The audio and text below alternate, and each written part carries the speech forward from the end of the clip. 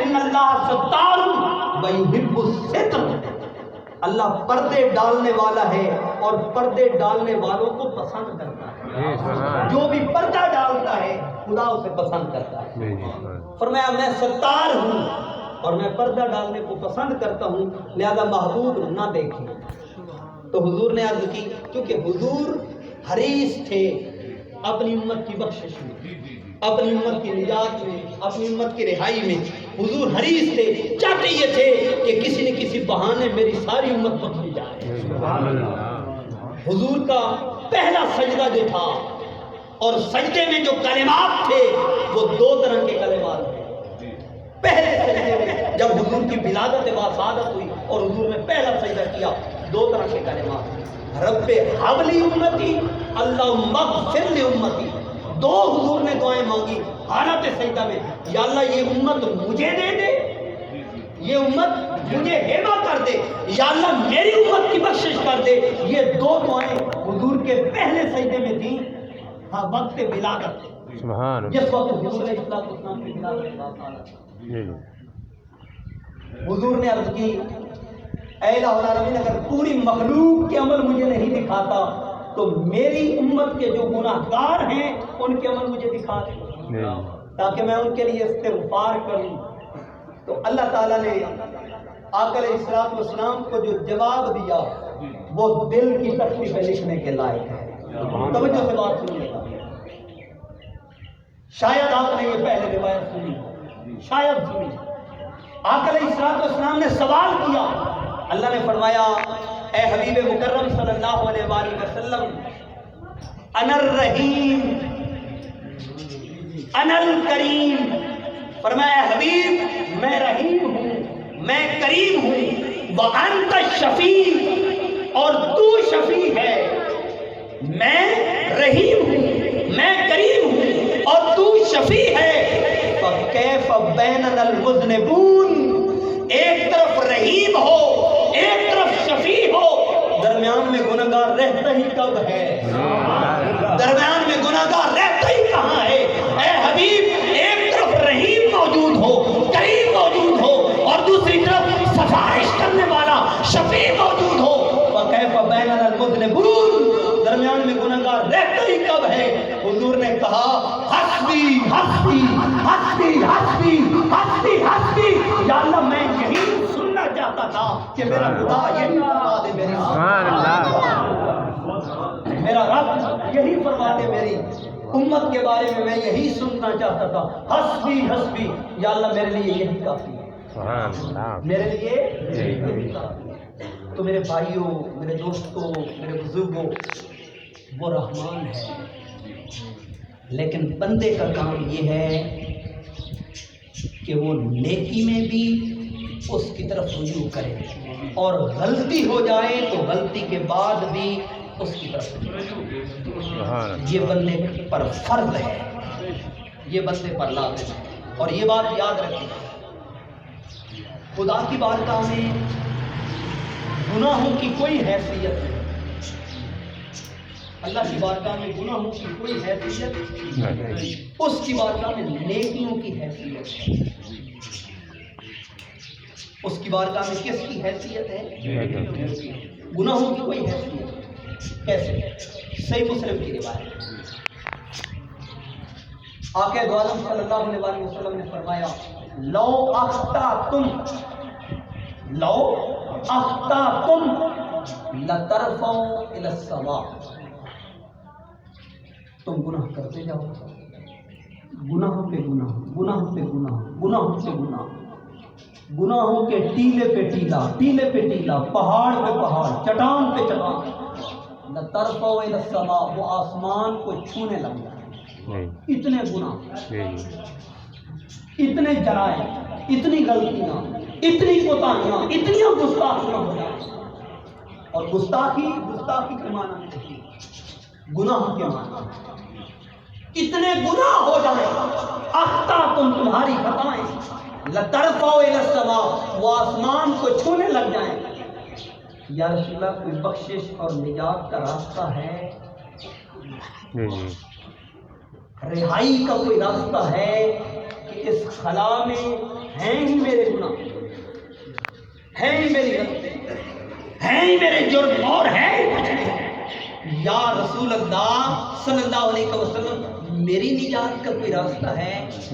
حسن نے فرمایا ہاں، حضور نے فرمایا ہاں راستہ ہے۔ یا رسول اللہ کیا ہے؟ فرمایا تم استغفار کرو وہ بخش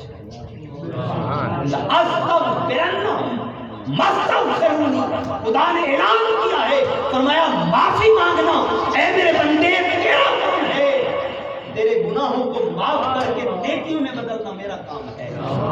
تو میری جانب رجوع کر کے تو دیکھ، میری جانب رخ کر کے تو دیکھ، رخ بھی نہیں کرتا اور کہتا ہے وہ معاف نہیں کرتا۔ یا اللہ پھر تو کیا کرتا ہے؟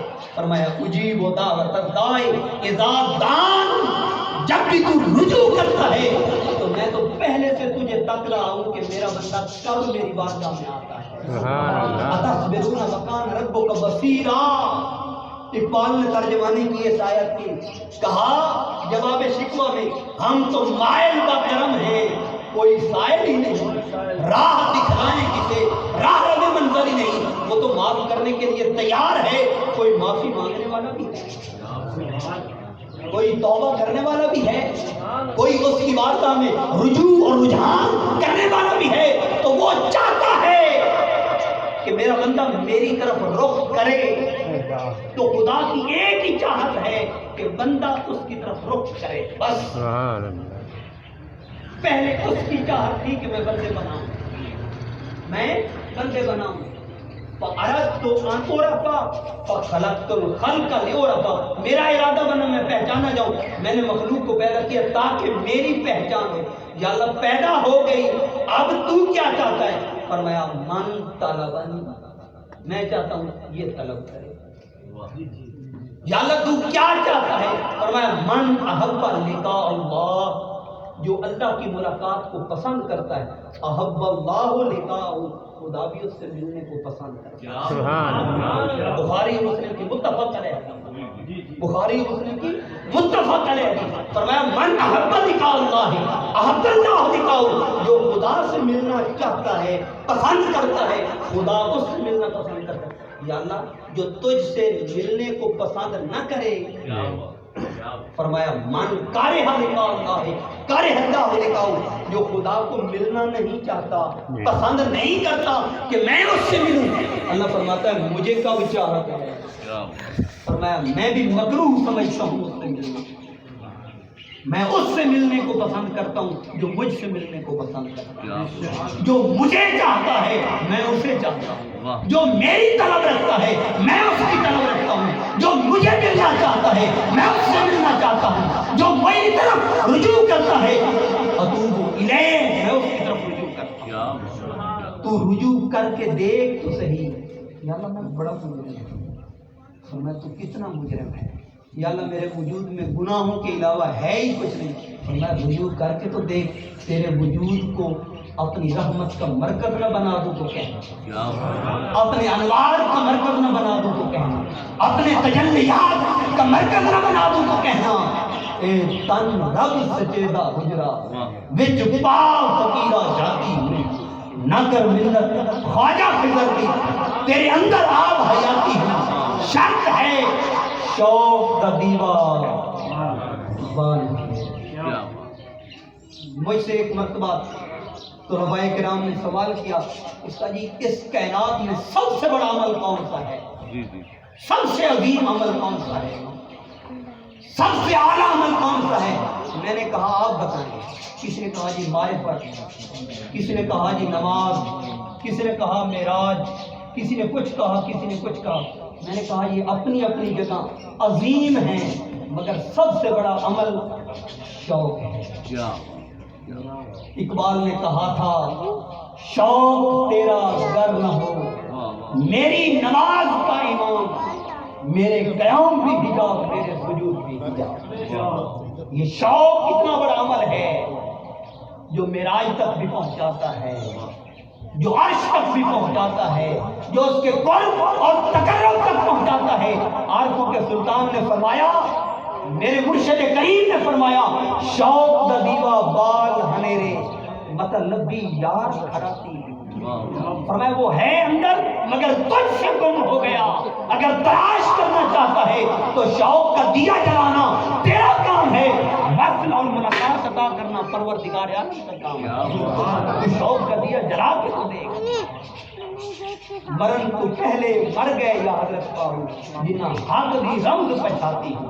فرمایا اس کے لیے لازم ہے دو عمل, ایک شوق اور ایک موتو قبل ان کا موتو کا مستاق بننا. اور یہ بات ہمیشہ ذہن میں رکھیے گا, ہمیشہ ذہن میں رکھیے گا کہ اللہ تعالیٰ کی بارگاہ میں جرائم کی کوئی حیثیت نہیں. بندے کے ایک آنسو سے لاکھوں سال کے جرائم دھل جاتے ہیں, لیکن اس کے لیے ایک آنسو بہا کے تو دے, اس کی طرف رجوع اور رجحان کر کے تو دیکھ, اس کی جانب متوجہ ہو کے تو دیکھ. اگر اس کی جانب تم متوجہ ہو تو پھر وہ جرائم نہیں دیکھتا. وہ صحیح بخاری کی روایت ہے, علامہ صاحب تشریف فرما ہے, اگر مجھ سے کہیں غلطی ہو تو میری تصحیح فرمائیں گے. بڑی خوبصورت اور بڑی پیاری روایت ہے, اور پہلے آپ نے سنی ہے, میں ایک اور انداز سے وہ عرض کرنا چاہتا ہوں. 99 کا قاتل, یہ صحیح بخاری کی روایت. 99 کا قاتل, کتنوں کا؟ کتنوں کا؟ ایک راہب کے پاس گیا, جسے ہم اپنی زبان میں مولوی صاحب کہتے ہیں. راہب کے پاس گیا اور کہا کیا میری بخشش ہو سکتی ہے؟ اس نے کہا تم نے کون سا جرم کیا ہے کہ بخشش کا طالب بنا پھرتا ہے؟ کہا میں نے 99 قتل کیے. کتنے؟ 99 قتل کیے ہیں, کیا میری بخشش کا سامان ہو سکتا ہے؟ اس نے کہا توبہ استغفر اللہ, وہ ایک دا قاتل نہیں بخشیندہ, تو 99 قتل کر کے بخشش مانگے. اور 99 میں قاتل آ کے چلو سینکڑا پورا تک آ. اس نے تلوار کھینچی اور راہب کا سر قلم سر اڑا دیا.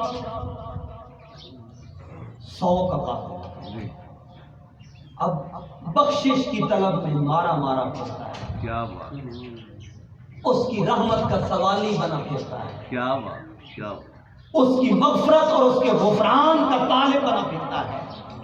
ایک درویش مل گیا اور درویش سے کہتا ہے میری کیا بخشش ہو سکتی ہے؟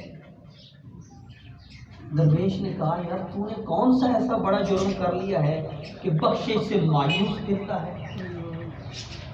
بخشش سے مایوس پھرتا ہے, کون سا ایسا جرم کر لیا؟ اس نے کہا میں 100 کا قاتل ہوں. چونکہ درویش کا کنیکشن اندر کا کنیکشن ہوتا ہے, درویش کا کنیکشن اندر کا کنیکشن ہوتا ہے, اور درویش کو پتہ ہوتا ہے کہ وہ کتنا رحمان ہے, کتنا مہربان ہے. اس نے کہا صرف 100 کر کے تو مایوس ہوتا ہے؟ اس نے کہا ہے میری بخشش؟ کہا ہاں. کہا پھر کیسے ہو سکتی ہے؟ کہا وہاں چلا جا, عارفوں کے سلطان کی نگری ہے, سلطان باہو کا ڈیرا ہے, وہاں چلا جا تیری بخشش ہو جائے. وہاں چلا جا, داتا علی حجویری کی نگری ہے. کہا وہاں اللہ والے رہتے ہیں, اللہ والوں کی بستی میں چلا جا تیری نجات ہو جائے. اب 100 کا قاتل جا رہا ہے, اب انداز دیکھیے, جا رہا ہے اور دل میں خیال آ گیا کہ کہیں موت نہ آ جائے, کہیں اجل کا فرشتہ اور موت کا فرشتہ صدا نہ لگا دے. تو دل میں یہ خیال آیا تو کہا دوڑ. تو وہ ولیوں کی طرف دوڑنے لگا. اللہ نے حکم دیا عزرائیل جاؤ اٹھا لو اسے. اللہ نے حکم دیا جاؤ, پہنچنے سے پہلے اٹھا لو. ابھی بستی میں پہنچا نہیں, بستی کی طرف رخ تھا, پہنچا نہیں, فرشتے نے اٹھا لیا. وہیں پہ اجل پہنچ گئی, موت آ گئی, وہیں پہ گرا, فوت ہو گیا. اب دروغہ جہنم اور جنت میں لے جانے والے فرشتے دونوں آ گئے. دروغہ جہنم کہتے ہیں ہمارا ہے, ہم لے جائیں گے. جنت میں لے جانے والے کہتے ہیں ہمارا ہے, ہم لے جائیں گے. بحث و تکرار شروع ہو گیا. جنتی کہتے ہیں اس کے رخ کو تو دیکھو کدھر تھا، یہ ہمارا ہے۔ ٹھیک ہے گنہگار تھا، خطا کار تھا، سیاہکار تھا، مجرم تھا، 100 کا قاتل تھا، مگر رخ تو ولیوں کی طرف تھا، ہمارا ہے۔ دروغہ جہنم کہتے ہیں او بھائی 100 کا قاتل ہے، یہ ہمارا حق ہے، ہم لے جائیں گے۔ جب تکرار بڑھا تو انہوں نے کہا رب ذوالجلال کی بارگاہ میں فیصلہ لے جاتے ہیں، جو وہ فرما دے وہی کر لیں گے، جو اللہ حکم دے گا وہی کر لیں گے۔ اب اللہ کی بارگاہ میں لے گئے، اللہ کی بارگاہ میں جا کے عرض کی، صحیح بخاری کی روایت پڑھ رہا ہوں، اللہ کی بارگاہ میں جا کے عرض کی یا الہ العالمین فلاں بندہ 100 کا قاتل ہے مگر رخ ولیوں کی طرف تھا، اسے کہاں لے کے جائیں؟ اللہ نے فرمایا ایسا کرو کہ اس کی زمین کو ماپ لو، اس کی زمین کی پیمائش کر لو، اگر سفر زیادہ کر چکا تھا تو جنت میں لے جاؤ، کم کیا تھا تو جہنم میں لے جاؤ، اگر زیادہ رہتا تھا یہ جہنمی ہوگا، جہنم میں لے جاؤ۔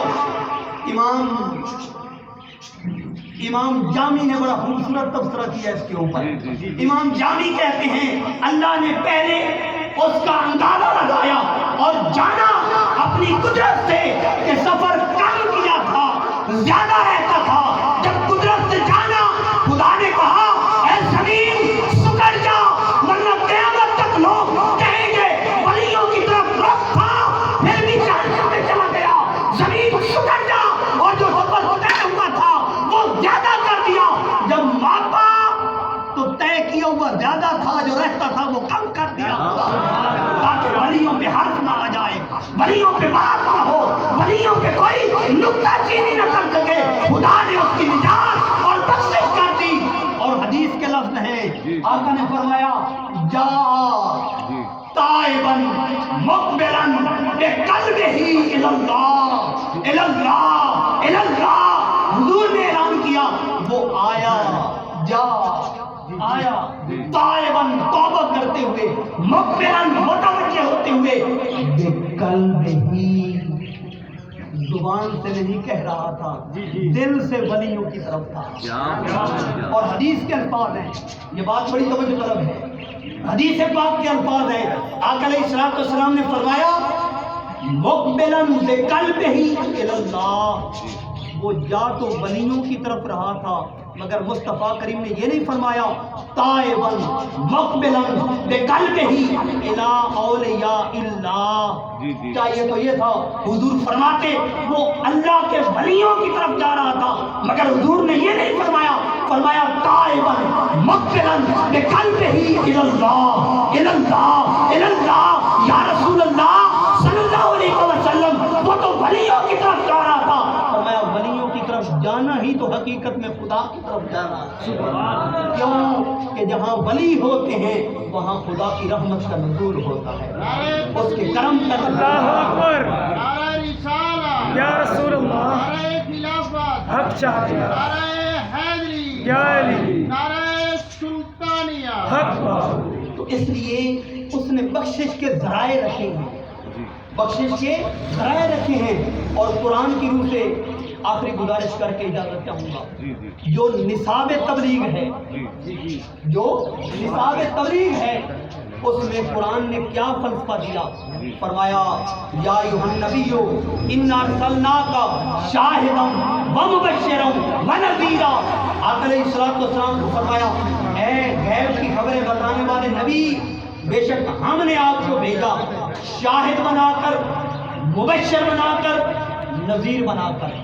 تو پہلے شاہد ہے، پھر مبشر بشارت دینا ہے، اور آخر میں نذیرا پھر ڈرانا ہے۔ فرمایا بشارتیں عام کرو، اور صحیح بخاری اور مسلم کی متفق علیہ حدیث ہے، حضور نے فرمایا بشروا ولا تنفروا یسروا ولا تعسروا، فرمایا بشارتوں کو عام کرو، نفرتوں کو گھٹاؤ، کم کرو، یسروا آسانیوں کو عام کرو، ولا تعسروا مشکلات کو ختم کرو۔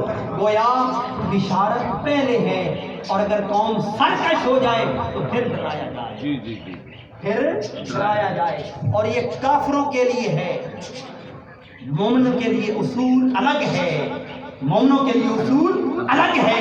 تو اس کی رحمت اتنی بے پایا ہے کہ بندہ جتنا بھی مجرم ہو بندے کو پھر بھی چاہیے کہ اس کی بارگاہ میں رجوع کرے. اور اللہ نے حدیث قدسی میں فرمایا میں نے اپنی رحمت اور اپنے غضب دونوں کو میزان میں رکھا, دونوں کو چیک کیا کہ میری رحمت زیادہ ہے یا میرا غضب زیادہ ہے. یا اللہ پھر کیا ہوا؟ فرمایا ان رحمتی سبقت علی غضبی. یہ بھی صحیح بخاری کے اندر 3 مرتبہ روایت آئی. فرمایا میری رحمت میرے غضب سے سبقت لے گئی, میری رحمت میرے غضب پہ سبقت لے گئی. اور اس کا یہ مطلب نہیں اور یہ مراد نہیں لینی کہ عمل ترک کرنا ہے. اس کی رحمت کے سبب کے لیے عمل لازم ہے, اس کی رحمت کے حصول کے لیے عمل لازم ہے, عمل کا ترک نہیں. لیکن اس کا یہ مطلب بھی نہیں کہ گناہ گار ہو تو مایوس ہو جائے, مایوسی بھی گناہ ہے.